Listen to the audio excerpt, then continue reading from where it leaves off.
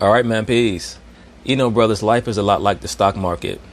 You have to understand the stock, when it's depreciating, when it might start to appreciate, and buy low and sell high. And as we're heading into this next tenure, this next presidential tenure with Joe Biden, many of these liberal females are going to be extremely delusional.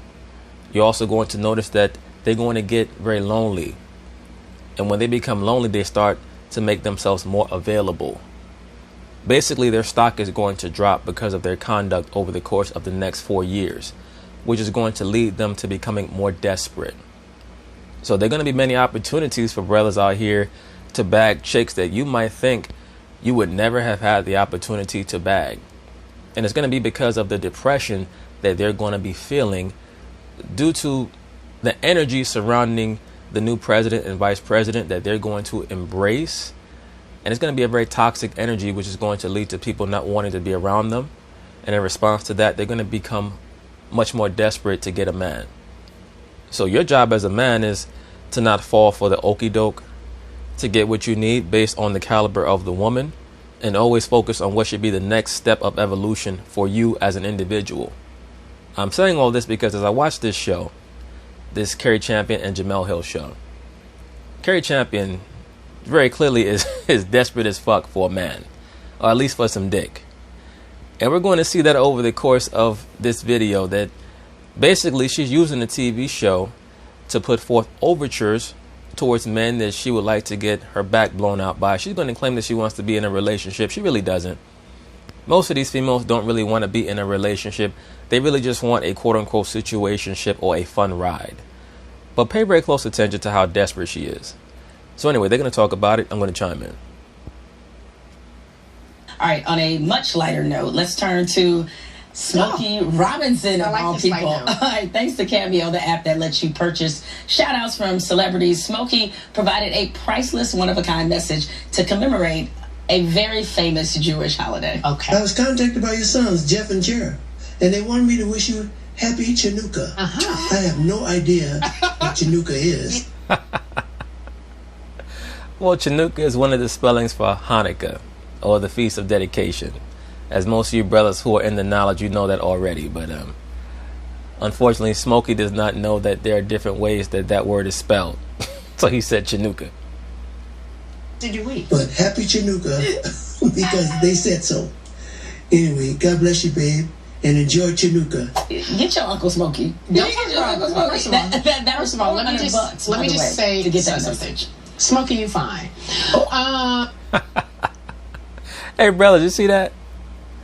You know, many times you'll see older females, they'll get upset when they see a man who's around their age. Say a female is 45 or 46 years old and she has issues finding a man.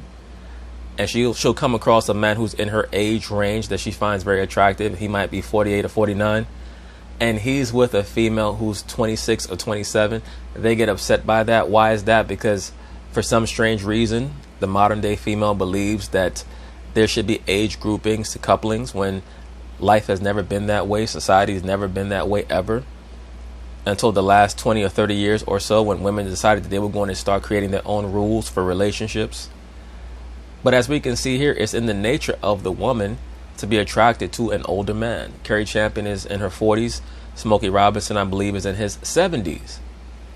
And it probably links up relatively well if you go by the formula that was laid out by Elijah Muhammad. He said that a man's woman should be half his age plus 7. So let's say if Smokey is 70 years old, half his age plus 7 will be what? 42 years old. So there'd be nothing wrong with that. But as we can see, Carrie Champion, very desperate. And you're going to see a lot more of that over the course of these next 4 years. So as long as brothers don't take situations more seriously than they should be taken, I mean, shit, there's going to be a lot of junk stock out here for you to get. $400 is a lot of money. But Cameo, guys, just so you know, making a lot of money. I actually have been in touch with Cameo because they've been asking. Ooh, about us? Yeah. Really? And I was told that our worth would be, we'd start at $75. That's it? That's about all y'all worth, is about $75. Don't nobody care or know who the fuck y'all are. I mean, y'all ain't going on Cameo wishing anybody a happy birthday or advertising anyone's website and making viewers say, oh yeah, I have to go on that website now because Jemele Hill is on it. Like, nobody gives a fuck about no damn Jemele Hill. He told me we started something. Is that all we worth to you, America? Is $75? That's on the high end, to be honest with you. Yes, that is all. Maybe 50 cents. But Carrie, I feel like if you oiled your legs as part of the cameo, that you can charge $150, $200 easy. All that oiling the leg shit is getting real old. Nothing against Carrie Champion, but them legs are starting to look like a horse that's ran too many races. But like Smokey I get why Smokey is getting $400, but he's like Chinooka for $400. Yeah, he just worth $75. That's it. Yeah, I feel cheap. That's okay. I'm sure it's not the first time. That's life. $75. I give you $75. All right, thank you. Thank you. All right. All right.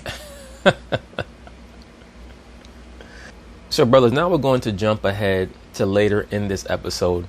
Carrie Champion once again is going to attempt to let everyone know that her coochie is open for business. Once again, pay attention. You're going to have a lot of opportunities over the course of these next 4 years when it comes to these lonely ass women. But pay very close attention. Earlier on in this episode, she was trying to throw the coochie at Smokey Robinson, who's pushing 80. Now let's see who she tries to let know that he can get the draws. And then I'll make one more last wish for 2021. It's a hard turn here, so join me. Andre 3000, if you were watching, I have a crush on you. You could probably get Andre 3000. I think he's in an alley somewhere, half naked, playing the bongo drums. You can go find him. Jemele's married, and that's why she giggles in the background. She knows what it's like to touch toes with someone in bed at night. She knows what it's like to have someone rub her back when things don't go well, when she's in a bubble of trouble. Now, brothers, pay very close attention, because Carrie Champion is letting you know what her idea of a relationship is, what her idea of a marriage is. It's basically the man as the helpmeet, and that's why so many of these relationships don't last. The woman has cast herself, or she's been allowed to cast herself in this society as the lead actor. So she wants to be at the forefront of everything. So now, therefore, the man is the person who's waiting at home for her to support her when she's had a quote-unquote bad day, or as Carrie Champion put it, is in a bubble of trouble, quote-unquote. Someone to touch toes with at night under the covers. She didn't mention anything about what she has to offer a man. She mentioned none of that. I guess we're supposed to assume that supposedly because she's attractive, that's supposed to be enough. She didn't say what she can do for the household, whether or not she can cook, or if she's even supportive, which most women are not. Most women are not supportive unless they already know that you're successful. Then they just put on an act like they're supportive. But anyway, she said that she wants someone to touch toes with at night. She didn't say that she wants someone that she could be a good wife to, because she has no idea what a good wife is. And that's why I tell brothers, you're going to have a lot of opportunities. Just don't take any of these situations too seriously. Make sure that you stick to what your purpose is and constantly elevate. That's what life is about in Babylon. Andre, I too would like to touch toes at night with you. Oh.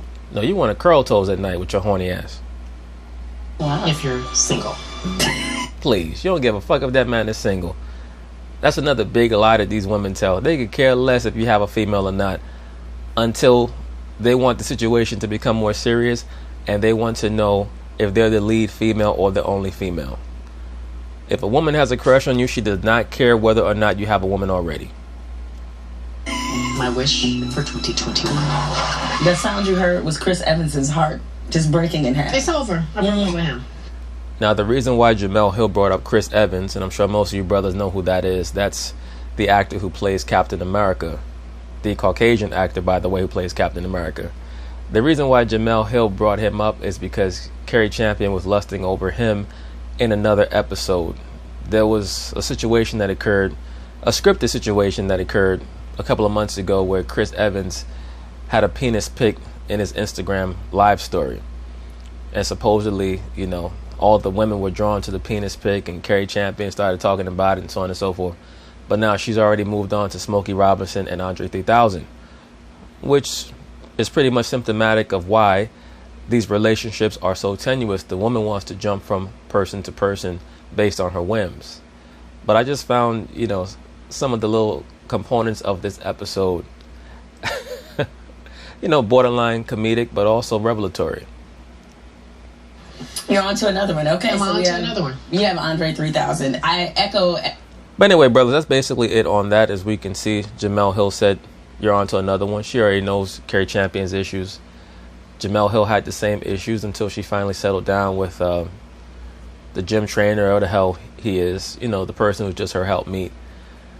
In this modern day time, the woman is going to try to cast you as her helpmeet. You're her assistant, because supposedly that's the role of a man in this society, to just be an assistant to a woman and be at her beck and call. But men who actually have a backbone and have their own thing going, that's not the case. And in my view, the most important thing to remember is that when you start to see that the woman is no longer willing to be a positive in your life, that you cut them off immediately or let them cut themselves off, because many times that's what they will do. So peace.